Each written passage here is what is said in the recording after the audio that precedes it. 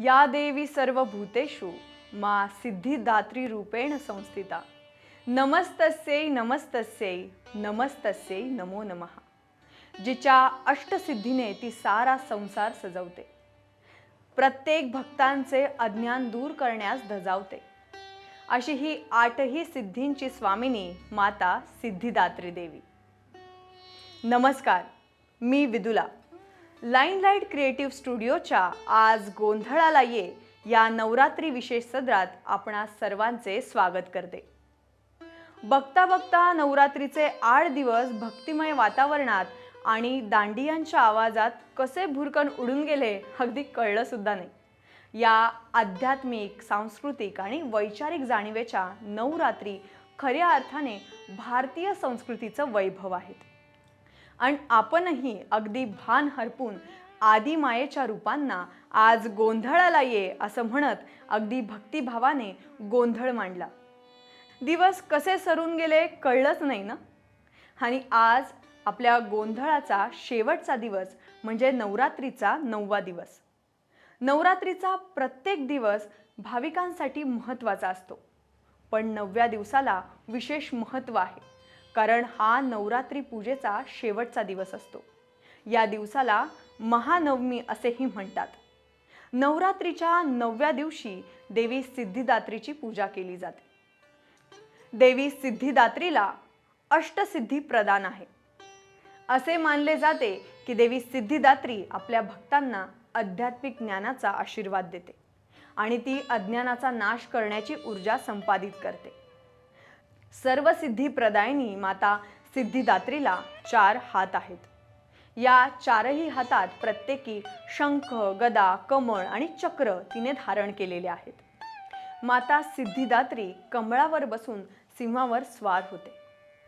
असे म्हणतात केतू ग्रहावर माता सिद्धिदात्रीचे राज्य आहे, त्यामुळे केतूची पूजा केल्याने केतूचे सर्व अशुभ प्रभाव शांत होऊ लागतात। देवी सिद्धिदात्रीची कथा अशा वेळी सुरू झाली जेव्हा आपले विश्व शून्यात विराजमान होते, ते अंधाराने भरलेले होते आणि जिथे जीवनाचे कोणतेही चिन्ह दिसत नव्हते। मग देवी कुष्मांडाने आपल्या हास्याच्या तेजाने ब्रह्मांडाची निर्मिती केली आणि जीवनाच्या निर्मितीसाठी त्रिमूर्ती निर्माण केली, ज्यामध्ये भगवान ब्रह्मदेवाला सृष्टीची निर्मिती, भगवान विष्णूंना पालन पोषणाची ऊर्जा आणि भगवान शिव यांना विनाशाची ऊर्जा देऊन त्यांच्यावर या ब्रह्मांडाची जबाबदारी सोपवली।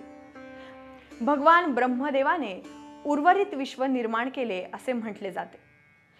तथापि त्यांना सृष्टीसाठी पुरुष आणि स्त्री या दोन्ही शक्तींची आवश्यकता असल्याने भगवान ब्रह्मदेवांना हे कार्य खूप आव्हानात्मक वाटले। हे पाहून भगवान विष्णूंनी त्यांना भगवान शिवाची तपश्चर्या करण्यास सांगितले। ब्रह्मदेवाच्या कठोर तपश्चर्येवर भगवान शिव प्रसन्न झाले आणि त्यांनी त्यांना मैथुनी म्हणजेच प्रजनन निर्माण करण्याचा आदेश दिला। ब्रह्मदेवाने भगवान शिवाला मैथुनी सृष्टीचा अर्थ समजवण्याची विनंती केली। त्यानंतर भगवान शिवांनी अर्धनारीश्वर अवतार धारण केला, आपल्या शरीराचा अर्धा भाग स्त्री रूपात प्रकट केला। मग ब्रह्माजींनी भगवान शिवाच्या स्त्री भागाला विश्वाच्या निर्मितीमध्ये मदत करण्याची विनंती केली, जेणेकरून त्यांनी निर्माण केलेली सृष्टी सतत वाढू शकेल। देवीने त्यांची विनंती मान्य केली आणि स्त्रीचे रूप धारण केले। भगवान ब्रह्मदेव आता उर्वरित विश्व तसेच सजीवांची निर्मिती करण्यास सक्षम होते। याच शिवशंकराच्या स्त्री रूपाचे नाव देवी सिद्धिदात्री असे आहे। माता सिद्धिदात्रीनेच ब्रह्मदेवाला ब्रह्मांडाच्या निर्मितीमध्ये मदत केली आणि भगवान शिवालाही परिपूर्णता दिली।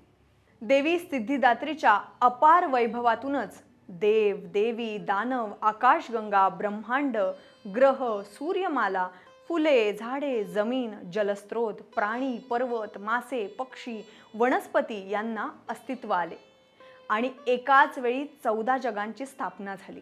म्हणूनच देवी सिद्धिदात्री तिच्या या रूपात देवी, देव, असुर, गंधर्व, यक्ष आणि जगातील सर्व इतर सृष्टीद्वारे पूजली जाते। याच सोबतच एक हिंदू पौराणिक कथेनुसार आख्यायिका सांगितली जाते की भगवान शिवाने सर्व सिद्धी प्राप्तीसाठी देवी महाशक्तीची पूजा केली। देवी सिद्धिदात्रीच्या कृपेने भगवान शिवाला आदिशक्तीचे अर्धे शरीर प्राप्त झाले. म्हणूनच भगवान शिवांना अर्धनारी नटेश्वर असेही म्हटले जाते. अर्धनारी नटेश्वर स्वरूप हे स्त्री आणि पुरुष शक्तींच्या पवित्र एकीकरणाचे प्रतीक मानले जाते आणि ते सर्वात शक्तिशाली आणि दैवी रूप असल्याचे म्हटले जाते. सिद्ध गंधर्व यक्षार्धैर सूरैरमरैरपि सेव्यमान सदा भूयात सिद्धिदा सिद्धिदायिनी.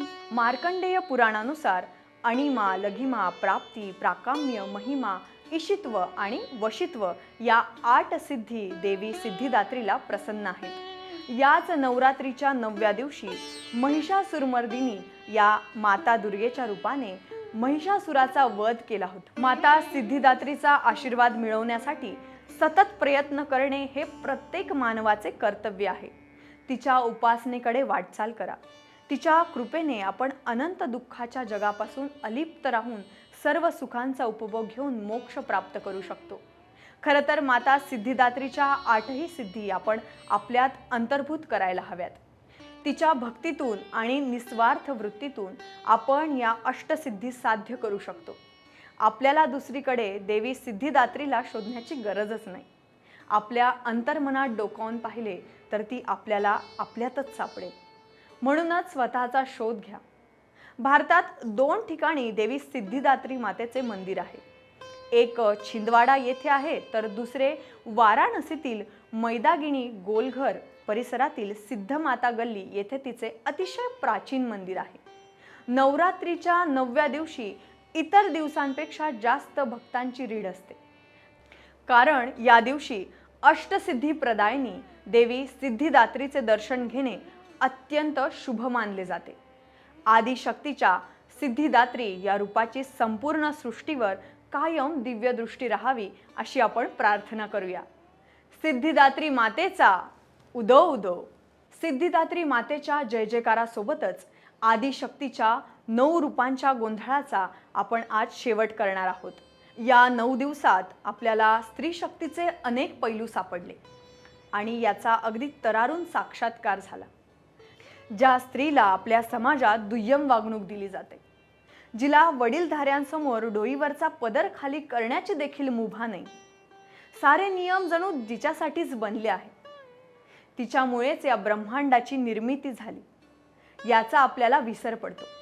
या ब्रह्मांडाची निर्मिती करणारी तीच कुष्मांडा, आदिशक्तीचे करुणामय रूप दाखवणारी तीच शैलपुत्री, कठोर तपाचे आचरण करणारी तीच ब्रह्मचारिणी, आपल्या घंटेने राक्षसांना भयभीत करणारी तीच चंद्रघंटा, वात्सल्याची करुण मूर्ती तीच स्कंदमाता, नात्यांची वीण घट्ट ठेवणारी तीच कात्यायनी, आदिशक्तीचे महारूप असणारी तीच महागौरी, शुंभ निशुंभ राक्षसांचे रक्त पिऊन रणांगण गाजवणारी तीच कालरात्री आणि सृष्टीवर जीवसृष्टी अस्तित्वात आणणारी अष्टसिद्धी प्रदायिनी तीच देवी सिद्धिदात्री.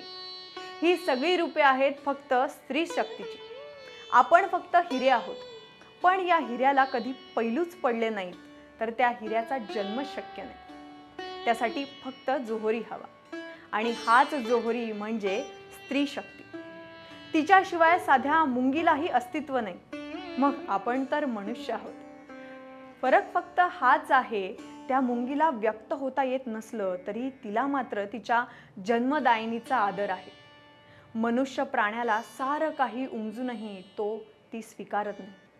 स्त्रियांचा या विश्वातील निवास हे शाश्वत सत्य आहे आणि आपण त्या शाश्वत सत्याची उत्पत्ती आहोत.